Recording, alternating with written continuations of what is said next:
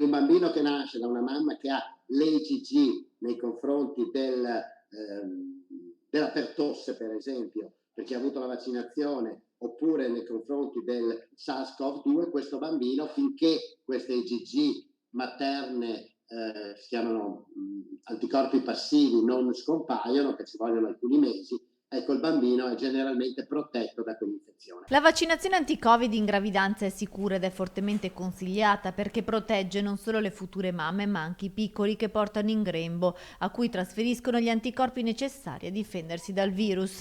Non hanno effetti collaterali sul feto. Due, perché queste patologie in gravidanza possono assumere anche degli andamenti più gravi, perché in gravidanza c'è generalmente una riduzione della risposta immunitaria in generale. E poi perché gli anticorpi, le IgG, che sono quelle che si producono dopo la vaccinazione o dopo l'infezione, attraversano la placenta. Proprio a Padova a marzo 2021 nacquero le prime 2 bambine immunizzate contro il Covid, figlie di 2 mamme e medico che si erano sottoposte alla vaccinazione durante l'ultimo trimestre di gravidanza. Una donna incinta quindi con il vaccino si protegge e protegge il suo bambino. Ci sono dati molto solidi di decine di migliaia di donne in gravidanza che sono state vaccinate, non hanno avuto maggiori effetti collaterali, ma volevo sottolineare come in generale la vaccinazione in gravidanza,